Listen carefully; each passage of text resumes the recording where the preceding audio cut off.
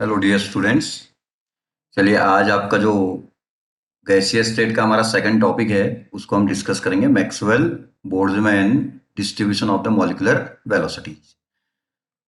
देखिए, इससे पहले हम आपको जो फर्स्ट टॉपिक हम जो डिस्कस किए थे गैसीय स्टेट का, उसमें हमने आपको डिफाइन किया था postulates of kinetic gas theory.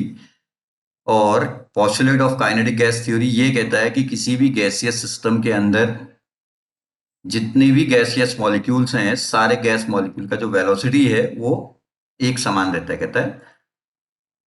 लेकिन मैक्सवेल और बोल्ट्जमैन ने अपने वेरियस टाइप के एक्सपेरिमेंटल ऑब्जर्वेशन से ये ऑब्जर्व किया कि किसी भी गैसीय सिस्टम के अंदर प्रेजेंट जितने भी मॉलिक्यूल्स हैं, सारे गैस मॉलिक्यूल का एक समान वेलोसिटी नहीं हो सकता, ठीक है। और यहां तक कि एक इंडिविजुअल गैस मॉलिक्यूल जो होगा सिस्टम के अंदर, वो भी एक सर्टेन टाइम पीरियड के बाद अपनी वेलोसिटी को वेरी कर सकता है, इंक्रीज या डिक्रीज कर सकता है। तो इसी कंसेप्ट को डिफाइन करने के लिए कि किसी गैसियस सिस्टम के अंदर कितना फ्रैक्शन ऑफ मॉलिक्यूल्स ऐसा होगा जो कि एक पर्टिकुलर वेलोसिटी को एग्जिबिट करता है, और कितना फ्रैक्शन ऑफ मॉलिक्यूल्स ऐसा होगा जो कि एक पर्टिकुलर रेंज ऑफ वेलोसिटी को एग्जिबिट करता है, ठीक है। ये दो डिफरेंट पर्पस से आपका मैक्सवेल और बोल्ट्जमैन ने अपना एक इक्वेशन प्रपोज किया था, जिसको हम क्या कहते हैं, Maxwell Boltzmann distribution equation for the molecular velocity कहते हैं, ठीक है। तो हमारा मेन मोटो इस टॉपिक के अंदर आप समझिएगा कि किसी भी गैसियस सिस्टम के अंदर हमने कहा कि मैक्सवेल और बोल्ट्जमैन के अकॉर्डिंग सारे गैसियस मॉलिक्यूल का वेलोसिटी एक समान नहीं होता है, ठीक है। तो कितना फ्रैक्शन ऑफ मॉलिक्यूल्स ऐसा होगा गैसियस सिस्टम के अंदर जो कि एक पर्टिकुलर वेलोसिटी को एग्जिबिट करता है, और कितना फ्रैक्शन ऑफ मॉलिक्यूल्स ऐसा होगा जो कि एक पर्टिकुलर रेंज ऑफ वेलोसिटी को एग्जिबिट करेगा, ठीक है। ये दो डिफरेंट पर्पस से हमारा उन्होंने मैक्सवेल और बोल्ट्जमैन ने अपना वेलोसिटी डिस्ट्रीब्यूशन इक्वेशन प्रपोज किए थे। उन्हीं को हम कहते हैं मैक्सवेल बोल्ट्जमैन डिस्ट्रीब्यूशन इक्वेशन। देखिए स्टेटमेंट क्या लिखता है इसका, देखिए, according to the various experimental observation, Maxwell and Boltzmann has been observed that all the gaseous molecules within the gaseous system does not exhibit the same velocity, due to which, to determine the fraction of molecules within the gaseous system with a particular velocity as well as particular range of velocity, Maxwell and Boltzmann Maxwell and Boltzmann has been proposed an equation which is known as Maxwell-Boltzmann equation for the molecular velocity, ठीक है।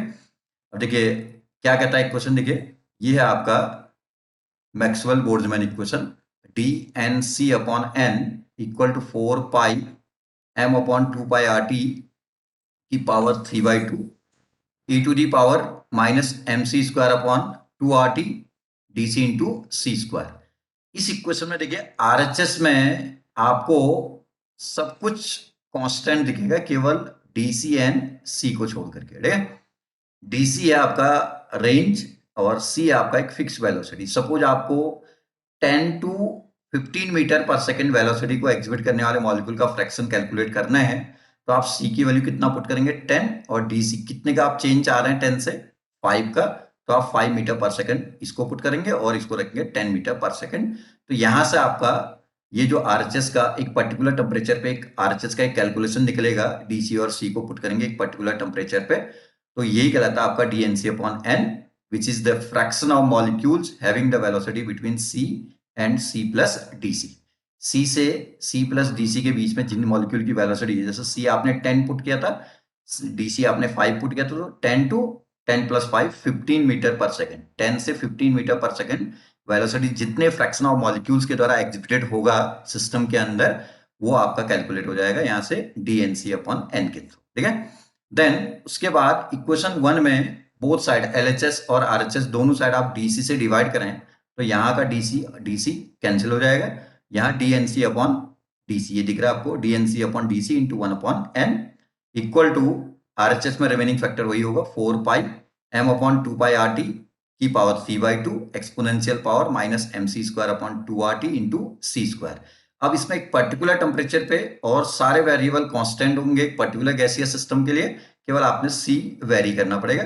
Suppose आपने सी की value 10 रखा, तो इसका मतलब आपका क्या होगा भैया, 10 मीटर पर सेकेंड को एग्जिबिट करना क्या है, 10 मीटर पर सेकेंड वेलोसिटी को एग्जिबिट करने वाले मॉलिक्यूल का फ्रैक्शन आपको कैलकुलेट हो जाएगा। तो ये इक्वेशन नंबर 2 इंडिकेट कर रहा है आपका एक पर्टिकुलर वेलोसिटी को एग्जिबिट करने वालों का फ्रैक्शन।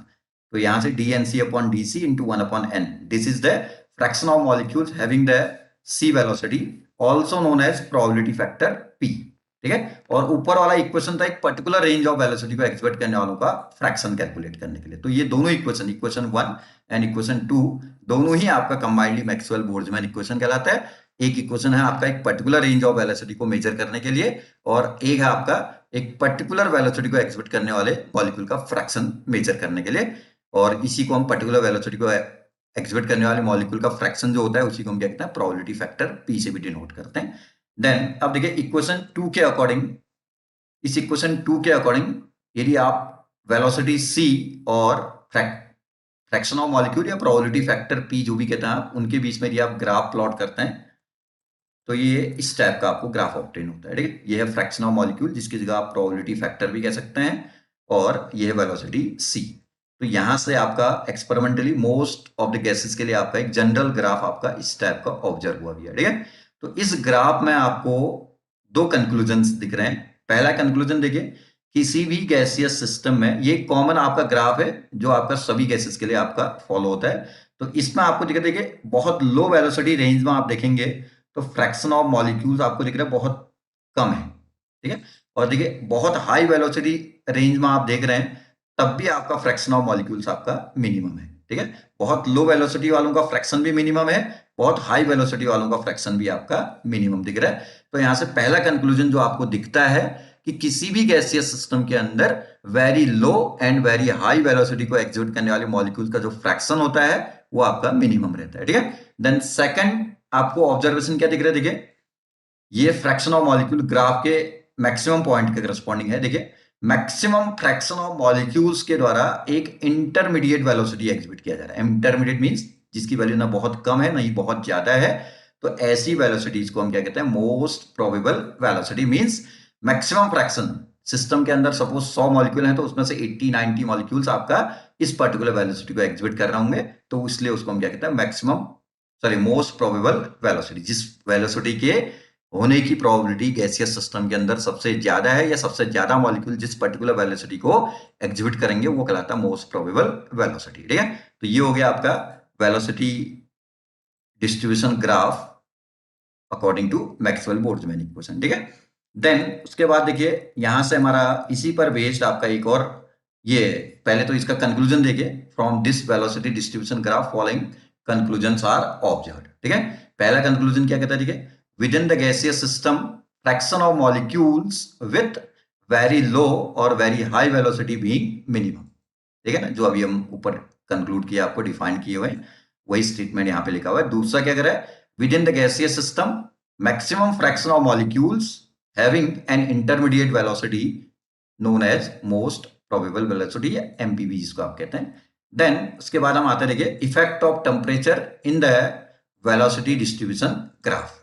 ये जो हमारा इक्वेशन नंबर यहाँ पे ऊपर जो आया था आपका इक्वेशन नंबर 2, इस इक्वेशन नंबर 2 में देखिए आप एक पर्टिकुलर टेम्परेचर 25 को पुट किए, देन 25 डिग्री सेंटीग्रेड पे आपने डिफरेंट वेलोसिटी c पर फ्रैक्शन ऑफ मॉलिक्यूल्स आपने मेजर किया तो एक पर्टिकुलर ग्राफ आएगा। फिर आपने t को वेरी करके, सपोज आपका 25 की जगह पे आपने 35 डिग्री सेंटीग्रेड पुट करते हुए डिफरेंट वेलोसिटी के अकॉर्डिंग आपने क्या किया, फ्रैक्शन ऑफ मॉलिक्यूल्स कैलकुलेट किए, और फिर t को आपने फिर वेरी करके आपने सपोज 45 कर दिया, 50 कर दिया, जो भी करते हैं, एक अनदर टेम्परेचर को पुट करते हुए आपने डिफरेंट वेलोसिटीज के अकॉर्डिंग आपने फ्रैक्शन ऑफ मॉलिक्यूल्स का मेजरमेंट किया। ठीक है, तो यहां से आपका देखिए ये आपका एक ग्राफ आपका कंक्लूजन देने के लिए आया है। देखिए T1 टेम्परेचर पे यदि हमने वेलोसिटी और फ्रैक्शन ऑफ मॉलिक्यूल्स के बीच में ग्राफ प्लॉट किया तो ये था।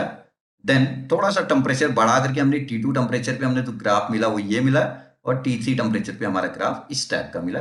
ये दिख रहा है ऊपर T1 is less than T2 is less than T3। तो जैसे जैसे आपको दिख रहा है टेम्परेचर इंक्रीज कर रहा है, जैसे जैसे गैसियस सिस्टम में टेम्परेचर इंक्रीज किया जा रहा है वैसे वैसे आपका क्या हो रहा है, मोस्ट प्रोबेबल वेलोसिटी की वैल्यू इंक्रीज कर रहा है। ठीक है, सपोज आपका मोस्ट प्रोबेबल वेलोसिटी पहले 10 मीटर पर सेकेंड था, अब 20 हो जाएगा, देन उसके बाद T3 करने पे 30 हो सकता है आपका, ठीक है। और लेकिन उस एमपीवी को एग्जिबिट करने वालों का फ्रैक्शन क्या कर रहा है, डिक्रीज कर रहा है। ग्राफ में दो अपोजिट आपको कंक्लूजन्स दिख रहे हैं। टेम्परेचर इंक्रीज करने के साथ साथ एमपीवी तो इंक्रीज कर रहा है, लेकिन एमपीवी को एग्जिबिट करने वाले मॉलिक्यूल का फ्रैक्शन डिक्रीज कर रहा है, ये ठीक है। पहले लो टेम्परेचर T1 पर एमपीवी इतना था तो उसको एग्जिबिट करने वालों का फ्रैक्शन इतना ज्यादा था, और टेम्परेचर T1 से T2 किया तो आपने एमपीवी तो इंक्रीज किया, लेकिन उसको एग्जिबिट करने वालों का फ्रैक्शन पहले से कम हो गया। फिर फर्दर टेम्परेचर इंक्रीज किया तो एमपीवी फर्दर इंक्रीज किया, लेकिन उसको एग्जिबिट करने वालों का फ्रैक्शन फिर फर्दर आपका डिक्रीज कर रहा है। तो यहां से आपका ये कंक्लूजन दिख रहा है, देखिए हमने नीचे यहाँ पे कंक्लूड कर रखा है इसको। Thus from the above graph it is observed that with the increase in the temperature value of MPV is increases, but the fraction of molecules exhibiting MPV is decreases, ठीक है ना। तो ये आपका मैक्सवेल बोल्ट्जमैन वेलोसिटी डिस्ट्रीब्यूशन जो आपका equation है, उसके अकॉर्डिंग हमने तीन अलग अलग टेम्परेचर पे हमने ग्राफ प्लॉट करके उनको कंपैरेटिव स्टडी किया। तो हमने देखा कि जैसे जैसे टेम्परेचर इंक्रीज करते हैं गैसियस सिस्टम का, वैसे वैसे आपका क्या होता है, एमपीवी की वैल्यू इंक्रीज होती है, ठीक है। और एमपीवी को एग्जिबिट करने वाले मॉलिक्यूल्स का जो फ्रैक्शन होता है वो आपका रेगुलरली डिक्रीज करता है, ठीक है। चलिए इस टॉपिक को देखिएगा, नेक्स्ट टॉपिक जो होगा उसमें हम नेक्स्ट वीडियो में आएंगे, ठीक है। चलिए थैंक यू।